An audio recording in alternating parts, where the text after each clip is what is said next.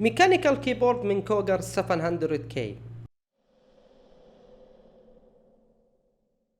السلام عليكم. عندنا اليوم احد كيبوردات الهاي اند من شركة كوجر. اللي معنا اليوم ال 700K هو اعلى موديل عندهم، يعني الفلاج شيب حقهم، الاخ الاكبر لل 500K وال 600K. خلونا نشوفه من فتح الصندوق الى السوفت وير. تابع معي هذا الفيديو. نبدا الان بالبوكس. بالفعل البوكس بيحسسك انك شاري كيبورد من الفئة العليا، شاري شيء محترم. تعبوا صراحة على البوكس حقهم.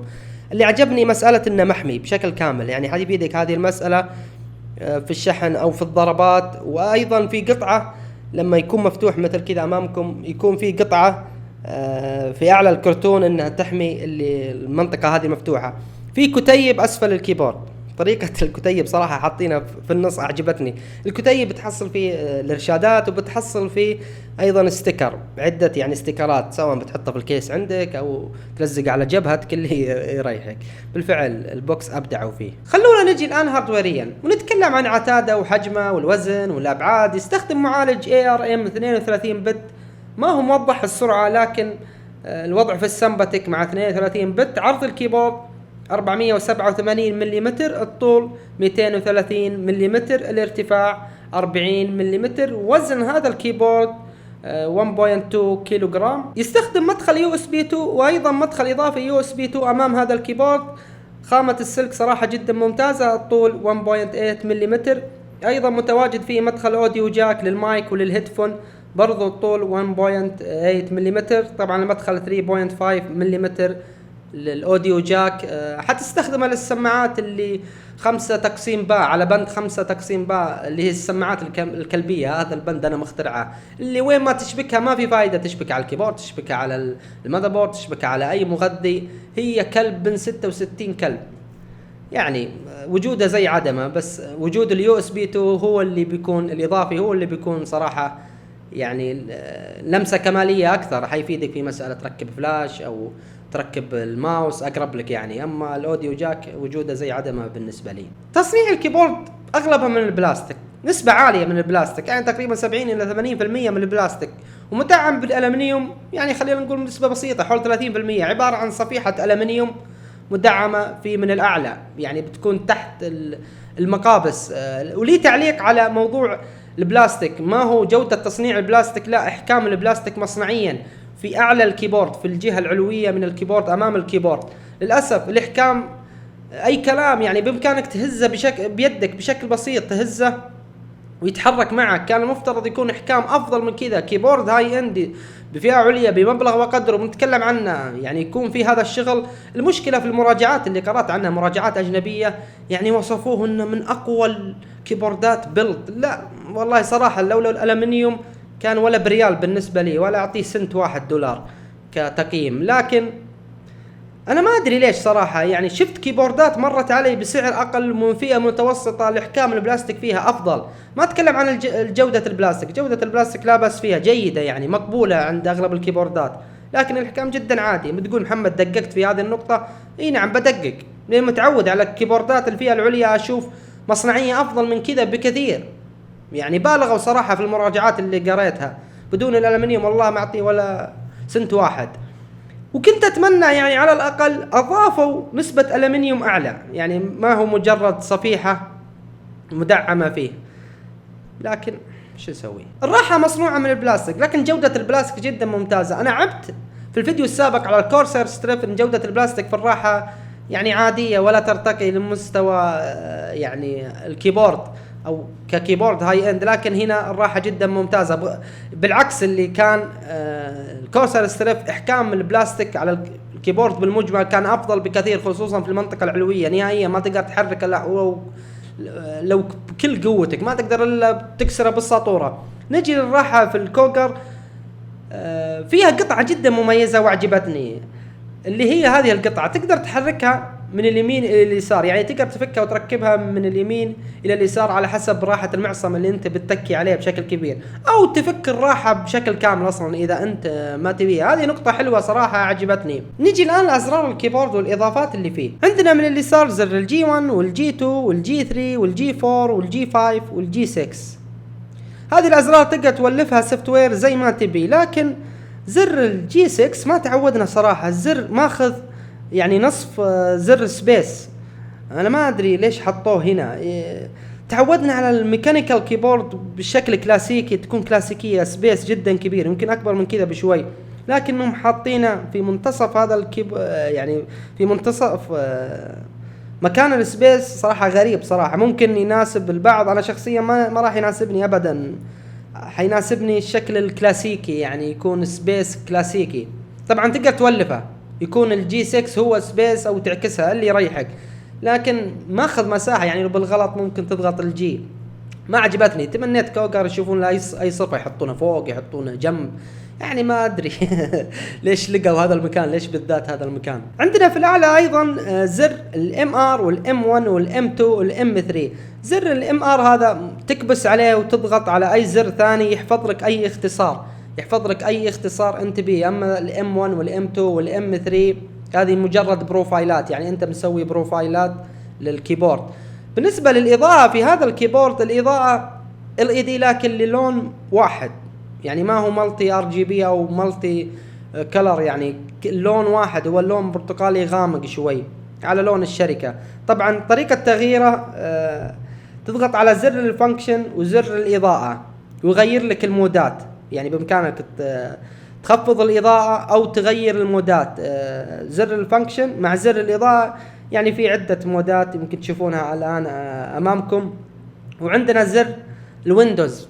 زر الويندوز بالنسبة لي هو أهم كمالية ممكن تضاف لهذا الكيبورد. خلاص ما عاد نبي نشوف أي كيبورد من الفئة العليا ندفع فيه $100 وطالع وما يكون فيه هذا الزر. أنا أعتبره من اليوم وطالع أي كيبورد من الهاي اند ما يكون فيه هذا الزر، بعتبره زر يعني، أو حاعتبره قتل الكيبورد بشكل كامل، راح أفكر في منافس ثاني. بالنسبة للزر الإضافي 6K، هذا يخليك تتحكم ب6 أزرار في نفس الوقت، يعني يعطي استجابة ل6 أزرار في نفس الوقت. والزر اللي بجانبه هذا الزر يعطي استجابة لجميع الأزرار. أنا ما أدري من فيه بيستخدم جميع الأزرار، ممكن بيانو تستخدم برنامج بيانو تعزف، ممكن تشن والله ما أدري، لكن متواجد فيه الاستجابة لجميع الأزرار في نفس الوقت. وعندنا أزرار الميديا بشكل كامل، سواء خفض الصوت، تسريع الفيديو، إرجاع، إيقاف. وعندنا أزرار اللي في الفانكشن 1 2 3 4. هذه الأزرار تتحكم في سرعة استجابة الكيبورد. شخصيا يعني مجرد مهيطة ليكون صريح معكم، لكن هي تتحكم في سرعة الاستجابة الكيبورد. يعني عادة خلاص كيبورد 32 بت ميكانيكال يستخدم هاردويريا، يعني عتاد حلو، خلاص ما يحتاج هذه يعني اللمسات، لكن يعني كمالية وهياط من كوغر. خلونا ننتقل الآن للسوفت وير ونلقي نظرة سريعة عليه. هذه واجهة السوفت وير أمامنا. طبعا متحمل البرنامج عن طريق موقع الشركة، بحط الرابط لكم في الوصف.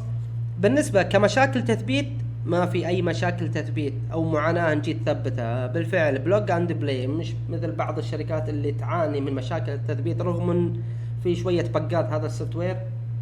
الواجهة الأولى تغير في الاستجابة، تغير في نظام 6K أو ال NK اللي 6 أزرار أو كل الأزرار، مع أنك تقدر تضغطها أصلا من نفس الكيبورد. ما علينا، هذه الواجهة ما هي مهمة وجدا بسيطة التحكم فيها. هنا أزرار التوليف أو تسوي بروجرام لأي يعني زر تبيه. مثلا هذه أزرار الجي، بضغط عليه وبسوي مثلا الجي 1 بيكون حرف الاتش وهكذا. لكن ترى ما تقدر تعدل على أزرار الميديا. أنا تمنيتها تكون فيه، يعني ممكن أولفها، لكن أمانة كل الشركات ما تقدر تعدل في أزرار الميديا، فما راح نعتبره لا عيب ولا شيء، بس كنت تمنيت أن أضافوها ككمالية يغطي على بعض عيوب الكيبورد بالمجمل. تمنيت أيضا في إضافة أكثر، يعني دبل نفس الأزرار اللي على اليسار، عشان بالفعل أكثر يناسب ألعاب الMMO. يعني دبل أزرار بالفعل بيناسب ألعاب الMMO أكثر. حقين الشوتر انسوا هذا الموضوع، ما تهمكم هذه المسائل. يعني المنافسين لهم اللي يقولون إن كيبوردهم مخصص لألعاب الMMO أو يفيد، ضايفين يعني أزرار أكثر إضافية من على اليسار. كنت أتمنى هذا الجي أصلا قشوه وأضافوا هنا شيء.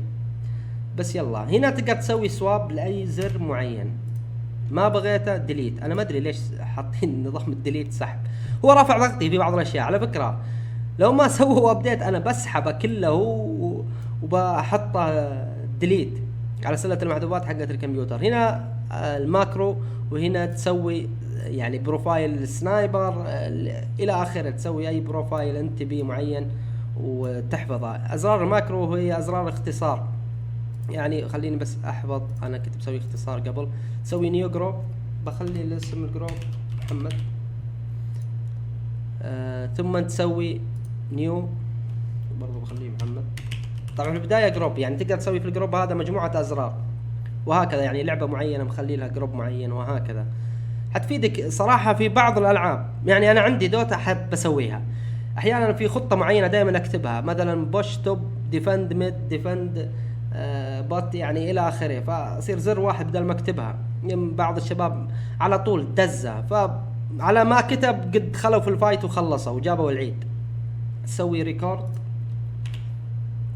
بعدين اوكي، وتسحبه على نفس الزر اللي انت بيه. هنا ازرار الاضاءة، بما انه ما هو نظام RGB او مالتي كلر الى اخره، ما عندك الا اضاءة موحدة، فكل اللي امامك انك تقدر تطفي او تشغل. يعني مثلا بسوي اوف لكل الازرار وبولع بعض الازرار اللي انا بلعب فيها، او العكس بسوي اون لكل الازرار وبطفي بعض الازرار اللي انا ما بيها، اللي رايحك ما في شيء مميز. بعد ما تخلص اضغط اوكي، بعدين ابلاي وخلصنا. صراحة السوفت وير مشاكله جدا كثيرة للأمانة، وفي مشكلة في زر تغيير الإضاءة في الفانكشن، يعني من الكيبورد بدون ما تعدل في السوفت وير. زر الفانكشن تضغط الإضاءة اللي تكلمنا عنها يغير لك المودات. أحيانا أنت سويت مود معين وأنت تلعب فجأة قلب على المود معين، تلاحظ إضاءة ثانية وتناظر فيه والشباب تغير، فيقول لك ولا كلمة اسكت، وش تسوي؟ يقول لك ناظر في اللعبة ولا تدقق. صراحة بقات في السوفت وير الى الليل، حتى بقات في نفس يعني الكيبورد بدون ما تتحكم في السوفت وير في زر الفانكشن والاضاءة، يقلب في المودات على كيف ابو الشباب، ما هو بشكل دائما يعني تلاحظها، بس يعني ممكن انا قاعد عند الكيبورد 5 ايام 4 ايام ما حبيت اطلع المراجعة الا وانا مجرب بشكل كامل. يقلب يعني ممكن تقعد 2 3 يقلب لك ابو الشباب على مود ثاني، واحيانا في ال5 دقائق قلب على مودين، ف يقول لك ولا كلمة. لما انت تلعب فجأة وتشوف إضاءة تحس انها تغيرت، تناظر فيه يعطيك النظرة سكت تابع. والله رفع ضغطي صراحة، بقات الى الليل في السوفت وير. الكيبورد اصدر من فترة ليست قريبة، سعره حاليا في الاسواق متوسط $160، يعني ممكن تحصلها بسعر 165، ممكن تحصلها في موقع 155، لكن بمتوسط $160. متواجد على موقع توم توب بسعر $157، وايضا في كود خصم $8، يعني بيطلع عليك $149. بحط الرابط لكم في الوصف، وايضا كود الخصم في الوصف. صفقة حلوة صراحة، السعر يعني بدون مجاملة سعره جدا منافس للمواقع العالمية الثانية. نشوفكم ان شاء الله في مراجعة ثانية او في فيديو اخر، اتوقع فيديو الشاشات، كثير طلبني صراحة وانا ملطع فيهم. ان شاء الله الجزء الثاني من الشاشات اذا ما كانت في اي مراجعة ثانية. نشوفكم ان شاء الله في فيديو اخر، في امان الله.